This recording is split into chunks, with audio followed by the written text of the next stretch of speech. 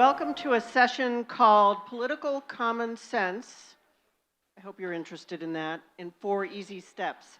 I'm Betsy Cantwell. I'm the Senior Vice President for Research and Innovation at the University of Arizona.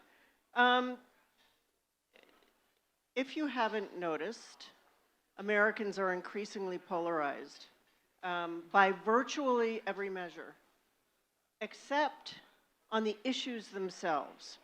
So we are evenly divided with nearly a 50-50 split in the Houses of Congress. And to some of us, it looks like an unbreakable deadlock. But the more than 50,000 members of the Commonsense American program, which you will be hearing about, have drawn on these 2 factors to dramatically improve bipartisan congressional problem solving. So I would like to introduce Keith Allred to you, and Keith will talk to you about how to defeat the odds in this increasingly polarized world that we live in and bring common sense back to American politics. Keith is the executive director of the National Institute for Civil Discourse. This organization is part of the University of Arizona, based in Washington, D.C., and actively works to build our nation's capacity to engage in differences constructively. And I think what you'll hear from Keith is what's the plan, more than just talking. Keith launched Commonsense American in 2017, which is a program that actively brings Republicans, Democrats, and independents together from across the country. As I said, they have over 50,000 members now to find and champion solutions that have broad grassroots support across all measures. I will add, so that you do the following, that in 2017, Keith finished 8th in the world standings for cutting horse competition, and is therefore, because we're in Texas, wearing his buckle. And that buckle, I just want you to know, was totally earned. So please welcome Keith Allred.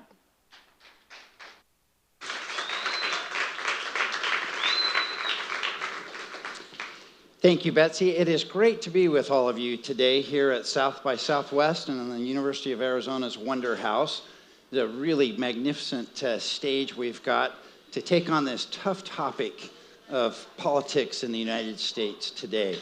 It's a real honor for me to lead the National Institute for Civil Discourse at the University of Arizona, in part because it has such a compelling origin story, so I want to share that with you. The University of Arizona established NICD in the wake of the Tucson shooting in 2011 that killed 6 and injured another 13, including Representative Gabby Giffords, who was holding a Congress on Your Corner event. A lot of people have heard about the Tucson shooting, but there's a part of that story that a lot of people don't know, and that is just several weeks prior to the Tucson shooting, Gabby approached the University of Arizona and described her increasing concerns with the declining civility and lack of bipartisanship in the United States Congress. And she was suggesting that the university establish a center or an institute to do something about it. So when the Tucson shooting happened just several weeks later, the university was committed to following through on that vision. And that was such a tragic, galvanizing experience. It gave the university real convening power. So we have one of the most impressive groups of bipartisan leaders in the country who joined to establish this and get this institute going. So our founding co-chairs were Presidents George H.W. Bush and Bill Clinton, and also on the board, just among the most impressive bipartisan group of leaders in the country, standing up for the proposition that we should engage our differences more constructively. So we've been at this for 11 years, one of the earliest groups to kind of take on the polarization problem, and so we repeatedly show up in the national press and get quoted about the kind of work that we're doing. So we're going to talk, as Betsy indicated, about how do we get to a better place in our politics. Before I share with you that work that we're doing, I want to just have a little bit of a discussion with you and get your sense of, how are you feeling about American politics today? What are you most discouraged by? And are there any points of light for you? Any points of hope or encouragement? So what are people thinking and feeling about our politics today? Yeah. So I'm very discouraged by what seems to be a lot of echo chambers where lots of groups are talking to themselves, Right. and the messages are getting stronger and stronger, and people are becoming more isolated and polarized.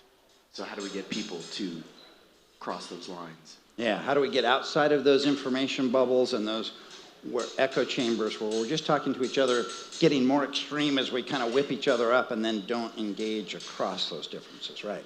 Go ahead. Yeah, I was going to say, along the same line, some people may be doing that because they feel like when they want to have an intellectual conversation about a really tough subject, we're often alienating each other very quickly instead of having that intelligent conversation about a topic to find a solution. It feels a little hard to have intelligent conversation about solutions, doesn't it? Yeah, right here. I find it very difficult when everybody's a victim. And the victimization and therefore they're being persecuted and the person is their enemy, not their rival, Right. not having a different opinion. Right. So this idea that everyone is a victim of someone else or some evil, Right. this is what's, I think, driving a lot of the issues. Right.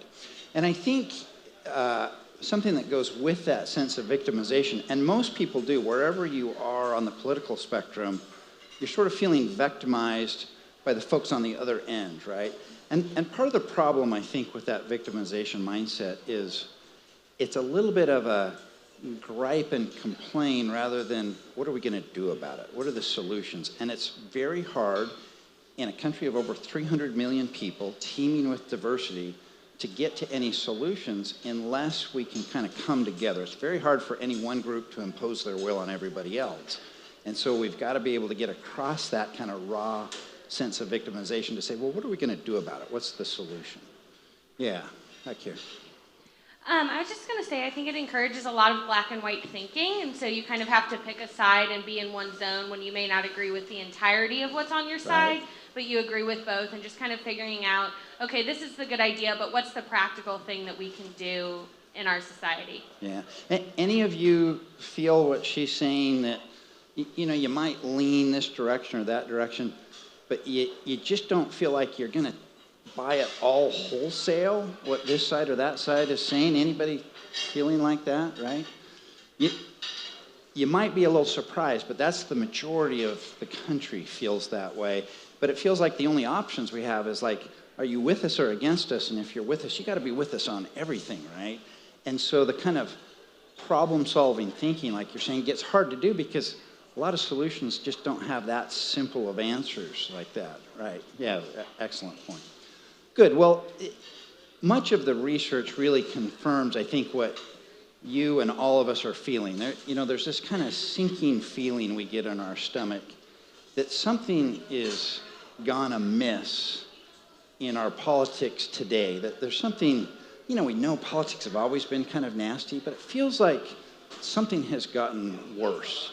Now, I know that for me, whenever I think about things that seem like they were better in the good old days, if you look at the research, it turns out they weren't that much better. Unfortunately, on this question of how bitterly we're divided in the country, the research suggests it's probably, in most regards, even worse than you think, with two important exceptions. So I want to dive into that research with you a little bit. And it, again, for not just the complaining and identifying the problem, but for get some insights into what can we do about it? How can we get to a better place? So if we start with the American Congress and look at what we know from research on this, two political scientists have invented this ingenious way of analyzing the more than 14 million roll call votes that have been cast since 1789. So they take, a given roll call vote, say in the United States Senate, and you say, okay, how did Elizabeth Warren vote on that particular issue? Who voted with her and who voted on the other side of it? And then you look at they computed the dimension mathematically that best accounts for the pattern of voting across every roll call vote ever in Congress. So that dimension goes from a -9, or -1 really, to a +1, and you can score every senator and every representative somewhere along that dimension, and you can do it going all the way back to 1789. So this is what the United States Senate looks like today, and you'll see that Senator Elizabeth Warren, Democrat from Massachusetts, scores the furthest to the left on the scale. Over on the far right, you have Ted Cruz, Mike Lee, and Rand Paul in a tough competition for the furthest to the right. And then in the middle for the Democrats, the closest to the middle is Senator Joe Manchin from West Virginia, and furthest to the middle from the Republicans is Senator Susan Collins from Maine. Now, you can take the average score then, these are called nominate scores, for each party and compute what that average is, and then look at the distance between the two parties to measure how far apart are they. So we call that the polarization index. And we can do that for every Congress. We're now on the 118th Congress, and we can go all the way back. So this is what the Senate looks like today. And if we go back 40 plus years to 1977, 1978, here's what it looked like. So you see that polarization index is quite a bit lower. We've had a 37% increase since then to today. So the two sides were closer to each other. In fact, you see here, there's overlap. Nearly 1/5 of the Senate was in that overlap space, whereas today, there is a gap in between an overall much wider difference. So that's the evidence we have on Congress and where that comes from. And we can then map that polarization index across the entirety of our history. So if you do that, here's what this looks like. This 37% increase starting in 1977, and I'll just put a few markers on here so you can see where this is. And a couple of things to note then here. One is that in 2015, 2016, we broke the record that had stood for 205 years, so that we are now quantifiably the most polarized in Congress that we have ever been. But I don't think that's the most distressing part of this. The more distressing part is that it is a singular period in American history where we have more than 40 years of accelerating polarization. We've never had that before. In general, when polarization has come up, it has spiked and then come down pretty quickly. But this is the longest trend line, and it's an accelerating trend line. So the polarization continues to increase. So it suggests that something deeper and more fundamental, more systemic is going on in our politics today. And there's a lot that goes into that. I won't go into all of the why did it start then and what are the basic causes of it. But the most important piece of it is that starting in the 1970s, for the first time in American history, the two parties started to sort themselves out ideologically. For a set of odd historical reasons throughout our history prior to that, we had always had parties that had a mix of liberals, moderates, and conservatives in both parties. For many of us, we can recall the time when the conservative Southern Democrats and liberal Northern Republicans were quite common, and that's when we had that overlap going on. But that's true of almost the entirety of American history until the late 1970s, and so there are virtually no conservatives left in the Democratic Party and fewer moderates, virtually no liberals left in the Republican Party and fewer moderates. And so that's been essentially what kicked all this off, and then there's a lot of second and third order effects. So that's what it looks like if we're just looking at the Congress. But our polarization has become so deep and pitched and multifaceted today that political scientists have had to draw additional distinctions to adequately describe what's going on in our period. I just want to walk you through a couple of those. The first distinction they draw is between issues and social polarization. So issues polarization is what we typically think of as how far apart is the everyday Democrat, the average Democrat, and the average Republican on concrete, specific issues, policy issues of the day. The second kind of polarization that they now is the new piece that we have to introduce is social polarization, or sometimes called affective polarization. And this is just how angry are we across that partisan divide? How much are we kind of shaking our finger and feel this real animosity towards the other side? So that's become, since about the 1990s, a very important distinction to draw about, well, which are you talking about when you talk about polarization? Then it turns out to also be important to distinguish, okay, who are we talking about? Who's polarized? So we started off talking about political leaders, particularly the Congress, but then, of course, this is a government by the people.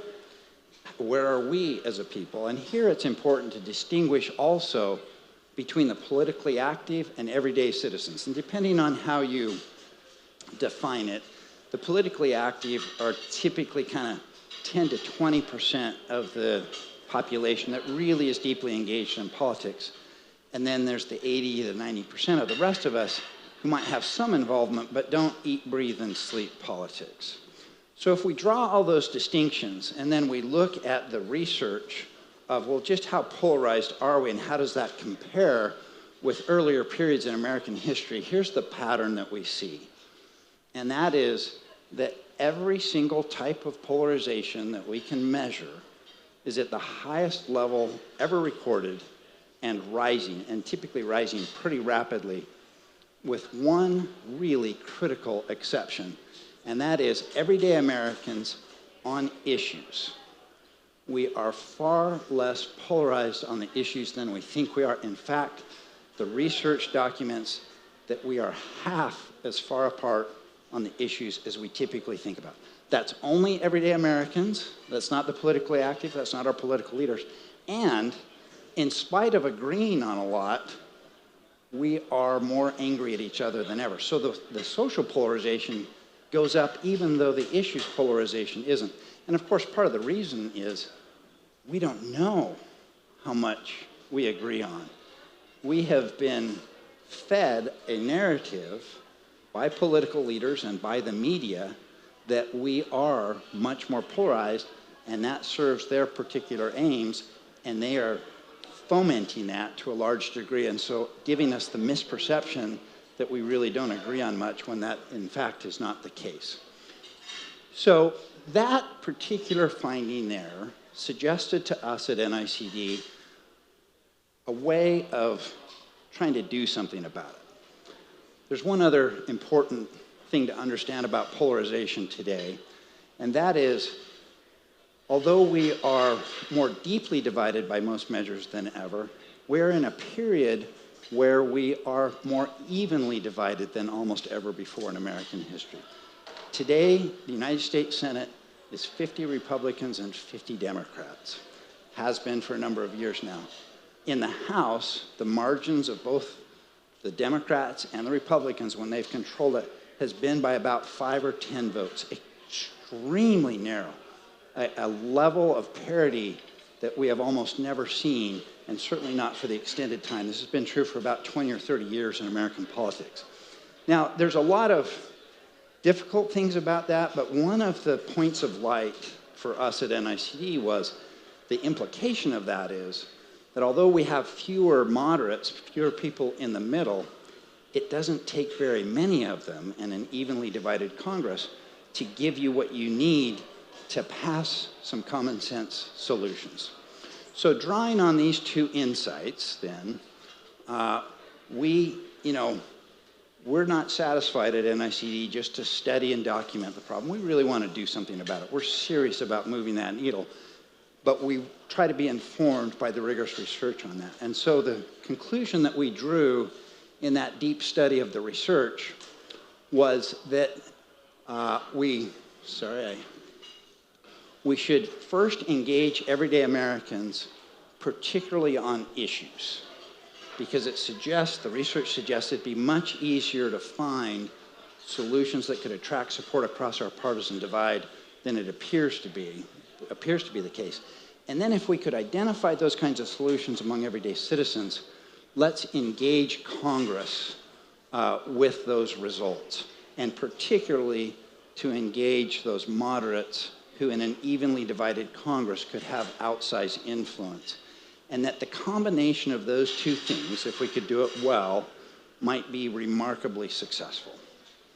So this is the work that we undertook when we launched Commonsense American, and I am delighted to tell you that we have had some stunning success.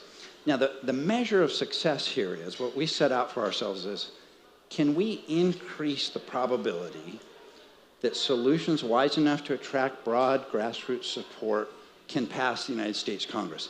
Now, if you come up with an idea where the primary metric of success is literally passing an act of Congress, you should probably get a different idea, right? I mean, we talk about passing an act of Congress as like the definition of doing something very difficult. But I'm happy to report that we are now 3 for 3 in the American Congress. We've taken on 3 issues, and on all 3, we have succeeded in passing legislation. First, in 2020, we were key to ending surprise medical billing. In 2021, we were part of the team that led to the historic investments in physical infrastructure in our nation. And just several months ago, at the end of 2022, we were a critical part of the team updating the Electoral Count Act, which is the law that governs how we count the results of the presidential election in Congress that led to such chaos on January 6th in 2023. So that's the work that we've undertaken, and the key to it all has been that we have been able to mobilize more than 53,000 Americans. More than 53,000 Americans in just the last 4 years have joined this effort to bring common sense to Washington.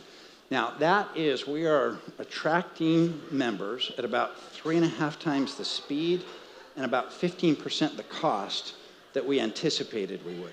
It's about the only thing I've ever done in my life that has gone faster and been cheaper than I expected it to be.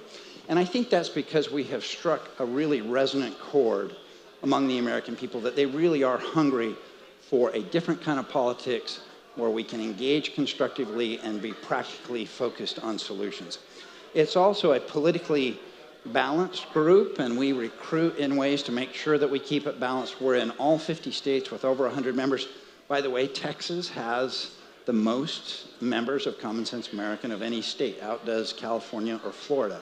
So we're pretty fond of Texas at Commonsense American. So I want to walk you through the 4 steps we take with these 53,000 Americans to rack up that track record of success in this highly polarized Congress. How do you pull that off, that you can actually pass common sense solutions? So the first of the 4 steps is that we identify 1 issue per year to work on, and it's the members that pick the issue, and we have a whole process, but we're looking for issues that have the best combination of being meaningful. If we could pass some solutions in this area, it would make a real difference in everyday Americans' lives, but is also achievable, and that is that there's enough interest on a bipartisan way among Republicans and Democrats in the Congress that you could imagine actually getting something done in this Congress. So once we pick that issue, then we move to the second step, and we as a staff then develop thorough policy briefs on that issue. The key to these policy briefs is we provide good information on it, but the central part is that we articulate the strongest case for and against each policy proposal. So we're not trying to tell the American people what the right idea, what the right solution is. We're trying to give them enough information to form their own judgment about that. When we finish the brief, then our members in the third step have committed to spending an hour or more per year weighing in on each of the proposals that was in the brief. So every proposal that we describe, they indicate whether they support or oppose that proposal. And then fourth, we take the results from thousands of Americans doing this and engage Congress with them, particularly those members of Congress in the center, but we engage quite broadly. We'll typically do 50 to 100 congressional briefings per year on the issue that we pick. And that's the process by which we have racked up this set of successes. So I want to walk you through one example of this, our most recent one, the work in 2022 on the Electoral Count Act. So this is the brief that our members reviewed, and so you can see that it gives background on the Electoral Count Act and how Congress is supposed to count the votes. And then we get to the specific proposals for how to update or reform the Electoral Count Act. So for example, I'm going to clarify that after Election Day, the state legislature can't just make up new rules. And we, describe what the proposal is, and then what's the strongest case for, and what's the strongest case against that proposal. So our members, we had over 5,000 members that responded on this, and then once they've all weighed in, then we engage Congress with the results, and here's what the results looked like on the Electoral Count Act. So there are various pieces, discrete pieces of how the Electoral Count Act was proposed to be changed. And one example was we should clarify that the vice president's role is simply ministerial. They're just there to preside over the process. They don't have any independent authority there. And we found that 88% of Americans agreed with that, with very little difference across the partisan divide. A very interesting part of the finding, though, was once we asked them, do you agree with doing this, said, what do you think the average Republican member or the average Democratic member of Commonsense American would think? If we can scroll just back up for a second, Chris, to that. And we found that both sides dramatically underestimated the amount of support the other side. It's like, well, yeah, I can see it's a good idea, but those yahoos over there can't. And it turns out they can. So we asked Republicans what percentage of Democrats will support it, and they said, yeah, 67%. It turned out 98% do. And we asked Democrats what percentage of Republican members of Commonsense American do you think would support it? They said, yeah, 41%. In fact, 80% of Republicans agreed with that. So you can see that kind of perception gap that we don't know just how much we agree. And you can see there were a bunch of other proposals there.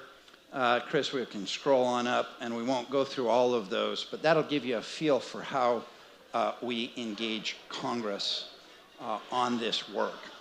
And I got to tell you, it's a very faith-restoring kind of experience to do this and to have that kind of success. It's faith-restoring to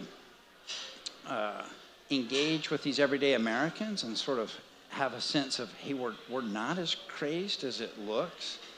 It's also been faith-restoring to engage in Congress with this way, in this way, and see,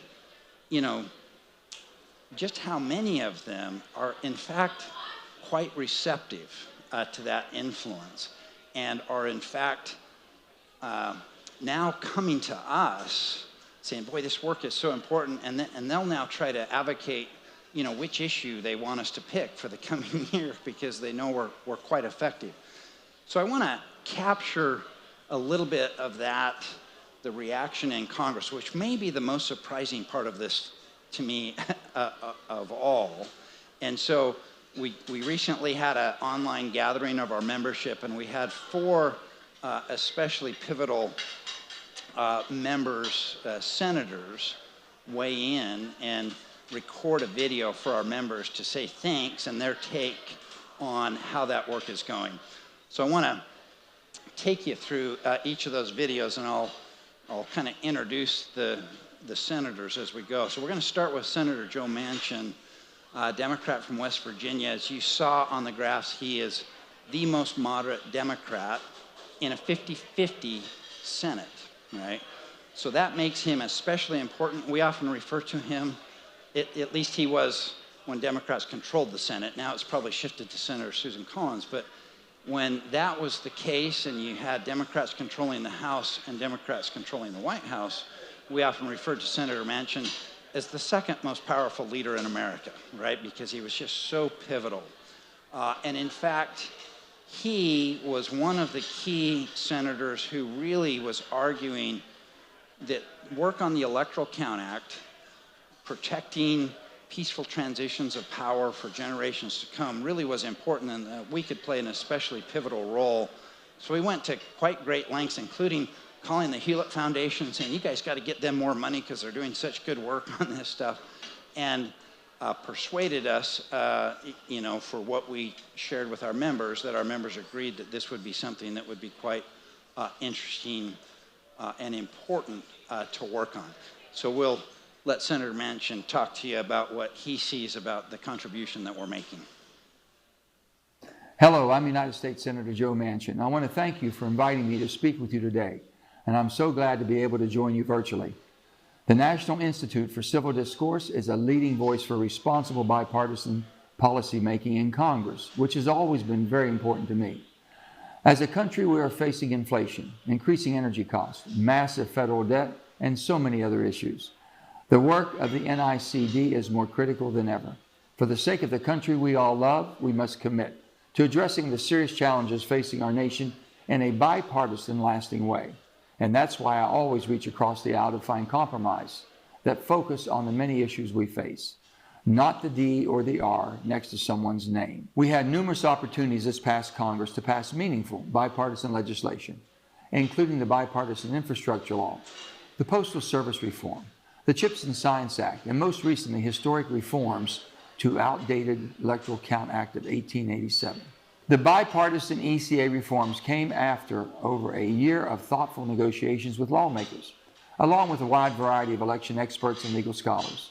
And the legislation was absolutely critical to establish clear guidelines for our system of certifying electoral votes for president and vice president. I am proud to have supported all of these bills, and that together with my colleagues, we were able to get them across the finish line. I'm also truly grateful for the tireless efforts of NICD. There is no doubt that your voices contributed to passing these pieces of important, practical legislation. And I'm pleased Commonsense America is more than 50,000 members strong. I hope voters will continue to join the program and help steer our country towards meaningful, civil conversations around politics. Americans are tired of the bitter partisanship plaguing our country, and your organization is leading the fight to put country ahead of party. By working together, we can continue to find common sense, bipartisan solutions that lead to long-term success for all West Virginians and Americans. Thank you, and God bless you. So Senator Manchin particularly focused on our work on the Electoral Count Act, and there's a piece of that I just want to share with you. You know, they had gotten to work on what those reforms should be. It was Senator Manchin and Senator Susan Collins that formed a group of 16 senators, a bipartisan group, pretty shortly after January 6th to say, man, we've got to have better rules and better clarity so we're not so prone to the kind of chaos that we had. And they had gotten pretty far down the road in working on, what should those reforms be that would make sense to both Republicans and Democrats. And then, we picked that issue to work on. Then we kind of got out ahead of them. We got our brief put together and our members weighing in before they had introduced the legislation. They were getting hung up on a few pieces, and it was into the summer. It was getting a little bit late to be able to get this passed. This was going to be a significant undertaking. And so we actually passed them up in a sense, and we came out with our results. We knew all of the major proposals under active consideration, and so that's what our brief was on, and we had results on it. Our results came out, and then they introduced the legislation, and Senator Sinema's staff, Democrat from Arizona, reached out and said, thanks for all your help shaping this legislation. So for the first time in our history, we were not only helping them pass ideas that they had already worked on, but we were helping to shape the legislation. It was Senator Susan Collins who really convened the group to start with, along with Senator Manchin, and she's also been awfully grateful for our work. So we're going to hear from Senator Susan Collins, Republican from Maine. I appreciate this opportunity to thank the more than 50,000 members of Commonsense American. Your commitment to bipartisanship is forging solutions to the challenges our nation faces. Your effective advocacy for the Electoral Count Reform Act was instrumental to its passage. This law will help to secure peaceful transitions of power for many years to come, and that is the defining characteristic of a democracy. Many more challenges face the 118th Congress. They won't be solved by the partisan divisiveness that created them. With Republicans controlling the House and Democrats controlling the Senate, we simply must embrace bipartisanship to succeed. The American people want cooperation in Washington. They want progress. Through all the noise, our citizens still hear the voices of the founders describing a republic built on a foundation of rights, responsibility, and respect. Your movement amplifies those voices. So thank you again for your commitment to this effort and for helping us get the Electoral Count Reform Act across the finish line. So I'll share one kind of critical moment in the, it's always a long story from idea to actual law that is passed by both houses of Congress and signed by the president. And one of the really pivotal points in the story of the Electoral Count Reform Act was that the House and the Senate was each working on their version of it and not collaborating very well on it. We were, talking to both the House and the Senate. And they ended up coming independently to very similar legislation, kind of very similar proposals of what changes should be made. They made them in slightly different ways, but it was striking how much agreement there was. There was one kind of substantive difference that was really meaningful between them, and it had to do with, if you may recall, originally under the Electoral Count Act, it took only one senator and one representative to raise an objection to a state slate of electors. And in fact, it was Arizona's slate of electors that first got objected to.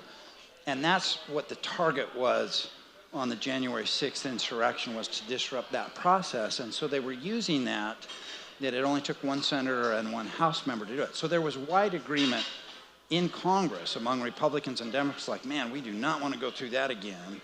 And we need to raise those thresholds. That does not make sense that a single senator and a single Republican could raise an objection, because they can suggest by that there are real problems when there aren't any. So if there's a real issue, it ought to be able to attract more support than one senator and one representative. The debate was, well, how much should you raise it? The House concluded that threshold should be raised to 1/3 of each chamber. The Senate concluded that it should be 1/4 of each chamber. We asked our members on that and a few other thresholds, and it turned out that our members preferred the Senate's somewhat lower 1/4 threshold by about 20 points, and that was true for Democrats, Republicans, and Independents. So the amount of preference for the lower threshold did not change across party. That, we came out with those results just as the debate was really heating up. The House had passed their bill, the Senate had passed their bill out of the Senate Rules Committee, but not to the floor of the House yet. We were getting near the end of the Congress. And so the question was, well, which one? We're running out of time to do the usual negotiations and reconciliation of those. Which one was it going to be? Excuse me.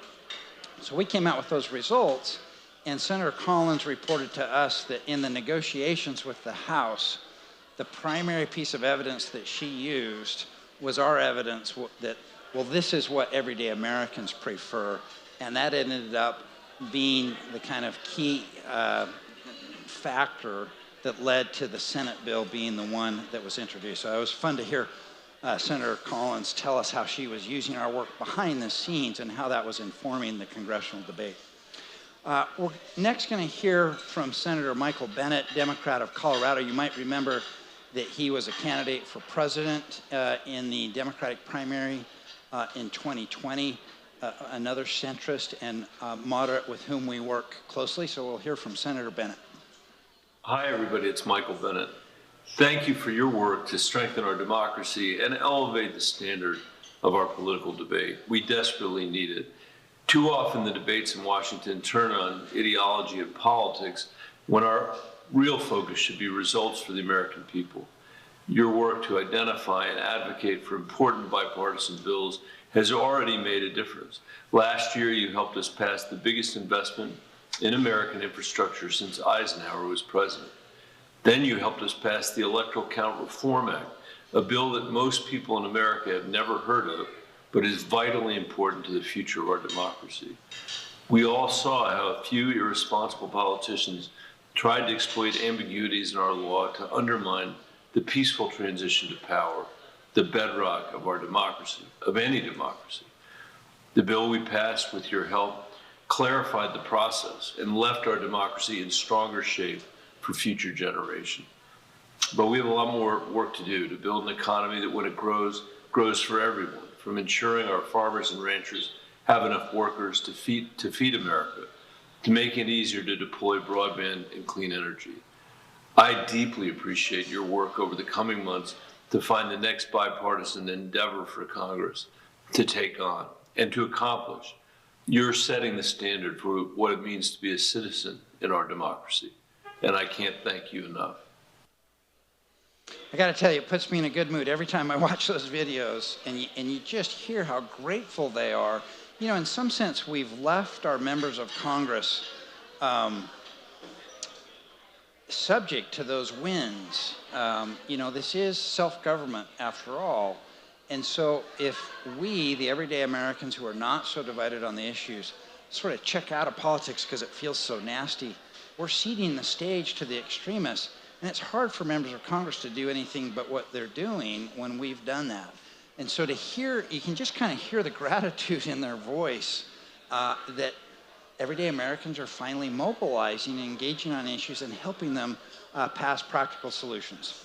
The final senator that we'll hear from is Senator Lisa Murkowski, Republican from Alaska. I'll admit she is one of my favorites. You know, and I'll just point out another piece about this whole problem and how we solve it that I think Senator Murkowski is an interesting case on. In our elections, we're focused on issues, but some of the problem is around the elections and who's getting elected to office.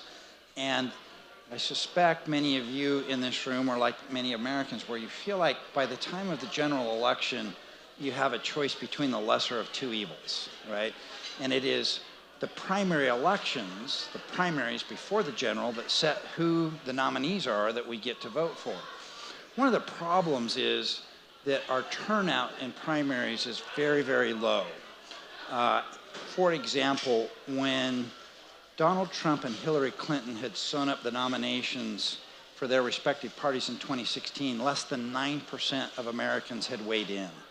So you'll often get less than 25% of Americans weighing in a primary. If it's a caucus, it's much less than that. And so that's part of what's going on with the Congress becoming more polarized. Senator Murkowski has been fearless in the wake of all that. But just this last session, this last election, Alaska implemented a new primary form where it is a nonpartisan primary at the beginning. So Republicans, Democrats, Independents, everybody's in the same primary. And the top 4 vote getters advance to the general election regardless of what their party is. So you can have multiple Republicans or multiple Democrats. And then in the general election, they have what's called ranked choice voting, where you vote your first preference, your second, your third, and then as they tally the first preference votes like you normally would. If nobody gets to 50%, then they eliminate the lowest vote getter, and they distribute for those voters, well, what was your second choice, and they distribute those, and they keep going till they get a winner. So this is a way of making sure we get the most representative politicians, not the most polarized. So there's a bit of a reason, I think, that Lisa Murkowski now, this is brand new, feels emboldened to operate on behalf of the entire American people and not just the base of her party. So we'll go ahead and listen to Senator Murkowski. Hello, and know that I appreciate the good work of Commonsense American to address important issues facing our nation, and doing so through bipartisanship and collaboration. As those of you with CSA are well aware, the last Congress was a productive one. We came together to pass the Infrastructure Investment and Jobs Act. This is generational legislation that provides historic funding for everything from transportation systems to broadband access, clean drinking water, and so much more. I appreciated CSA's positive engagement with members of Congress on both sides of the aisle and the administration as we sought to pass that infrastructure bill. You shared your diverse experience, knowledge, and policy perspectives, and that was just what we needed to help put this legislation together and get it across the finish line. After more than a year of work, we also passed necessary reforms to both the Electoral Count Act and the Presidential Transition Act. Though not every idea was included in our final legislation, this product was again the result of bipartisan input and negotiation at its best. The information CSA provided here was really an integral part of the debate, so thank you for that. There are many challenges in front of us in the 118th Congress, and I look forward to working with you to identify and advance solutions for the American people. Really, to put it bluntly, we need your help. So get ready to take on more key issues as we together seek a better discourse and a brighter future for our nation. Thanks so much. So that's the story of how we have looked at the formal research on what ails our politics today, looked for insights into what we might do practically to improve it, and the remarkable success we've had over just 4 years in actually bringing common sense to Washington so we are more capable of passing solutions wise enough to attract broad support. So I want to just wrap up with a little bit of a discussion, a little bit of back and forth with questions you have about how we've done it, ideas that you have, and then I'll have just a couple of minutes of wrap up. But let's have a little bit of discussion here at the end. Hi, I have hear me talk a lot, I have a question. So that ranked choice voting that you described, what do you think, one, do you think it's an answer? And two, what do you think would have to happen policy or kind of society-wise to make that a more known thing across the nation? Yeah, great question. So one of the challenges in making this all work is that this is a matter of state law, right? So it's a 50-state battlegrounds to do this. And none of these kinds of primary reforms have ever passed through the state legislature. They have all been through voter initiative or referendum that they've happened. It's the one thing that the incumbent Republicans and Democrats can agree on is they don't want to change the rules that got them in there, right? So it makes it hard to do it that way. So it's a state-by-state strategy. The research on what difference do those reforms make is not conclusive yet. We haven't done enough of them. And you basically have, I think, two different ideas that are each promising that have been tried. One is this nonpartisan open primary where everybody's in the same. Washington, Oregon, and Louisiana have that. And then you have the ranked choice. The state of Maine has that. Alaska is the first to put those together, just in this last 2022 election. So we don't have sufficient evidence yet to say concretely, but I've actually done some of the original research looking at that, and I'm quite pleased. I think it has had a bigger impact over one cycle or two cycles than you would expect. So I think if you were to rank order sort of the levers that we can pull that realistically could make a difference, I think it's got to be near the top of the list doing those. And I do think the combination of the two that Alaska has done is the most promising. There's, lots of particulars there that we ought to still experiment with. I'd like to see somebody try a top 2 so that they do ranked choice voting in the nonpartisan primary and then have just the 2 that come out from that in the general election. I think that would be interesting just to try. But I think that experimenting with that is going to be important, and it's going to have to, again, be citizen-led, which has been the case in all of these. So there's a couple of organizations, Represent Us and Fair Vote, or some of the organizations engaging everyday Americans to make those changes happen. And they have almost never failed when a state has gotten serious, an organization has gotten serious in a particular state about doing it. If they get it on the ballot, they almost always succeed. So I think there's quite a bit of promise there.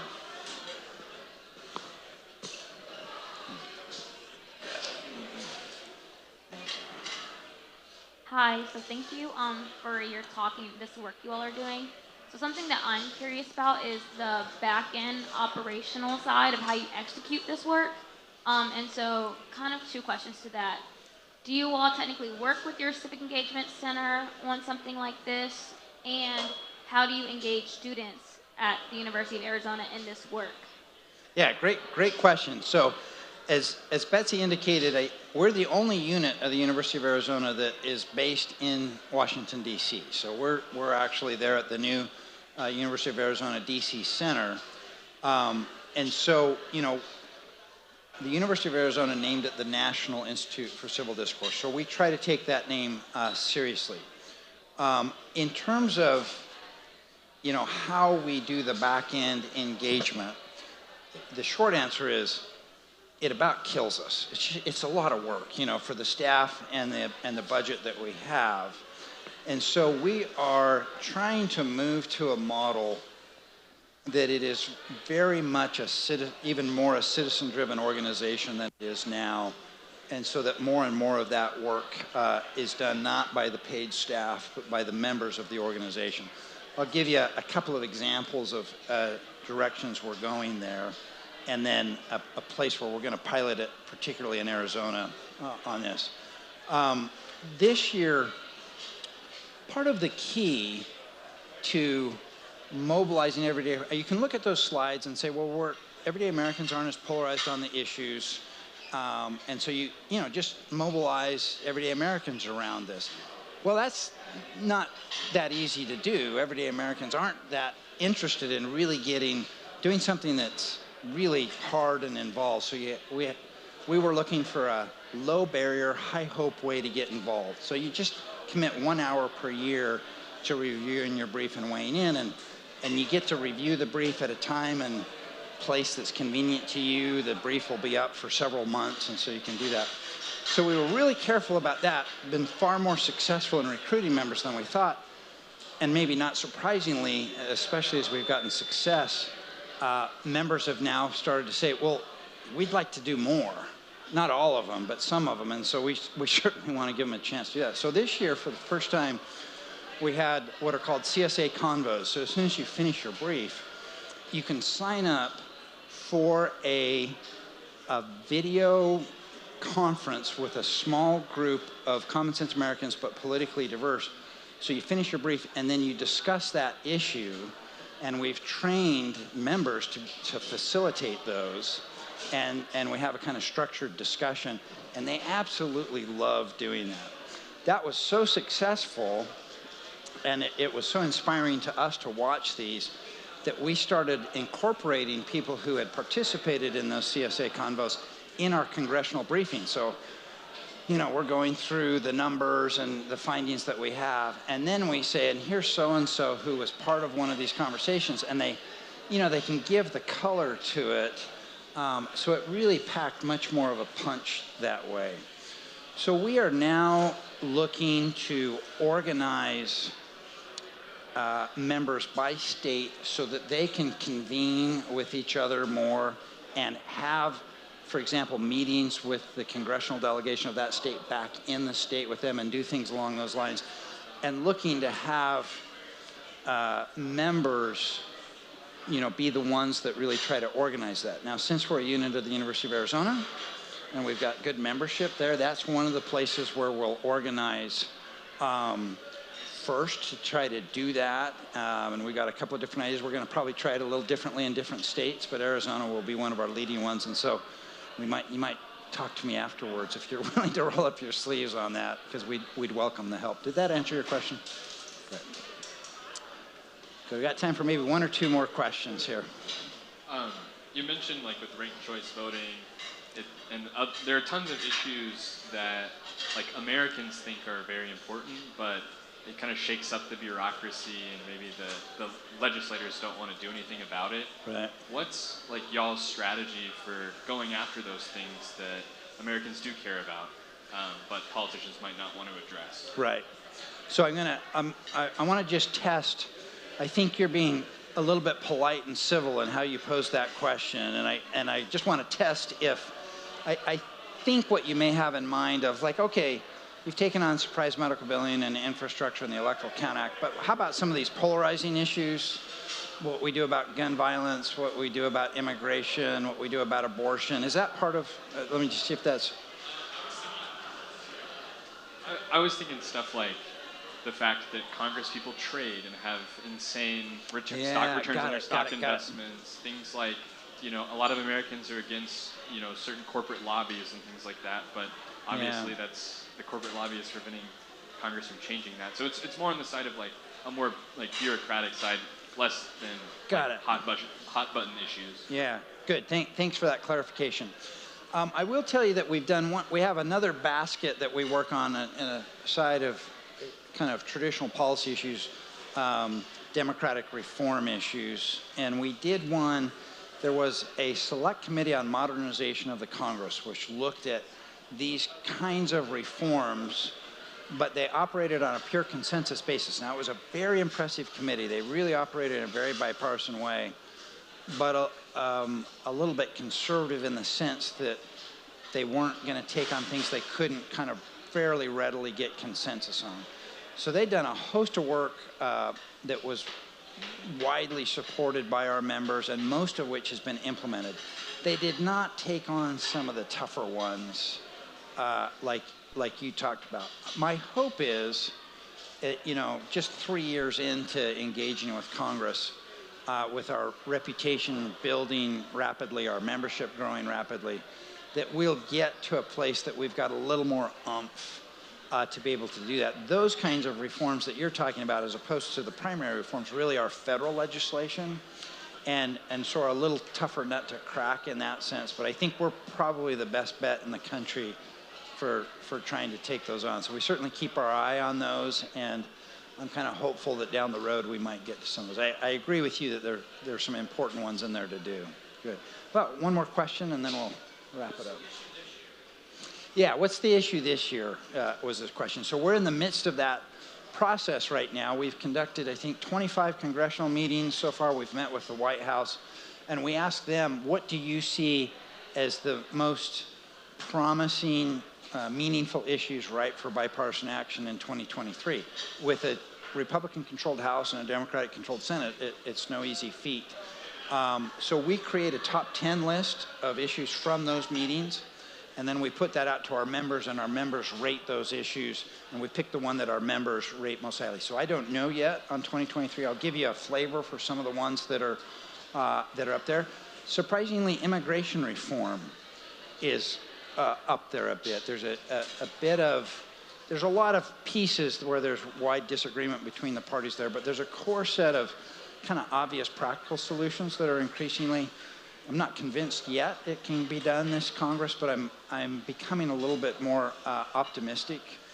Another one is kind of tech privacy, how big tech treats your data, whether big tech should be able to get as big as they are. Should they be able to make money off a model that succeeds in making money by stirring up the pot? And there's some things that can be done there. Particularly looking at the effect of social media on youth, especially young women. So there's some interesting pieces there. I'm trying to think of a few other permitting reform. I'm missing another big one or two, but that's the flavor of the ones that we're looking at. If we take on immigration reform, that'll be the toughest one we've taken on. So let me draw us to a conclusion here. You know, I'm a believer that it is a real blessing to be born into this country in what is, without question, the most successful republic in the history of the world. None of us did anything to deserve that. We got born into it, or we moved into this country and are beneficiaries of it. But for each generation falls the responsibility of taking care of this system of self-government and passing it on to the next generation in as good a shape or better than we found it. That research that I shared with you shows that on the issue of managing our differences, our generation's record is the worst record in American history. This is the point that the Founding Fathers thought most likely to take us down, if anything would be internal political divisions. So on the point that the Founders thought most important, our generation has the worst record. I don't know about you, but I'm not okay with that. I think each of us have to kind of get a visceral level of commitment to say we are going to do our part to hand this remarkable system of self-government onto the next generation in better shape than we found it. I hope that this has convinced you that there's more that can get done, that we can have more success than you might think, and that one of the ways of doing that is that you join with us at Commonsense American.